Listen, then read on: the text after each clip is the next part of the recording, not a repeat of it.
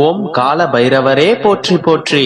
என் அன்பு குழந்தையே, இந்த மங்களகரமான தினத்தில் உனது பிரச்சனைகளை தீர்த்து வைக்க பைரவர் உன்னை தேடி வந்திருக்கிறேன். இந்த பதிவை முழுமையாக கேள் தங்கமே, என் செல்ல பிள்ளையே. என் அன்பு குழந்தையே, யாராவது எங்காவது பக்தி பாவத்துடன் என்னுடைய நாமத்தை உச்சரித்துக் கொண்டு என் எதிரில் கைகளை நீட்டினாலே போதும், உடனே அவர்கள் முன்பு நான் சென்று நிற்பேன். நீயோ எப்போதும் அப்பா அப்பா என்று சதா சர்வ காலமாக என்னுடைய நாமத்தையே ஜபித்துக் கொண்டு என் வரவையே எதிர்பார்த்து கொண்டிருக்கின்றாய் அல்லவா? உனக்காக நான் வராமல் செல்வேனா? பிள்ளையை தகப்பன் காண வரும்போது வெறும் கைகளுடன் வர முடியுமா?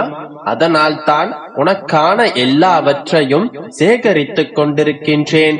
நீ என்னிடம் கேட்ட எல்லாவற்றையும், உன்னுடைய வாழ்விற்கு தேவையான எல்லாவற்றையும் எடுத்துக்கொண்டுதான் நான் உன்னை காண வருவேன். நீயோ அதற்குள் அவசரப்பட்டு என்னை மறந்து விட்டீர்களா அப்பா என்று புலம்பிக் கொண்டிருக்கின்றாய். நான் உன்னை மறக்க மாட்டேன் கண்மணி. என்னால் உன்னை மறக்கவும் இயலாது.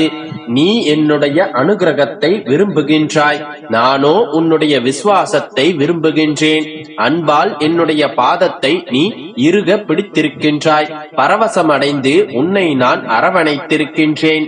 இப்படைப்பு அன்புமயமானது. நீயே என்னுடைய அன்பின் வடிவான என் செல்ல பிள்ளை. என்னுடைய மனதிற்கு நெருங்கிய பிள்ளை நீ. உனக்கு மிகவும் நெருக்கமானவன் நான். இப்படியே இருந்து விடலாம் மகளே.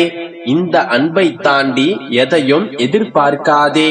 நானும் அன்பை தாண்டி வேறு எதையும் உன்னிடம் எதிர்பார்ப்பதில்லை. உன்னுடைய கால்கள் என்று என்னுடைய ஆலயத்தின் வாசலில் பதிந்ததோ அன்றே உன்னுடைய துன்பம் என்ற கதவுகள் மூடப்பட்டு விட்டன. இன்பம் என்ற கதவிற்கு மெல்ல மெல்ல நீ அடியெடுத்து வைக்க துவங்கிவிட்டாய்.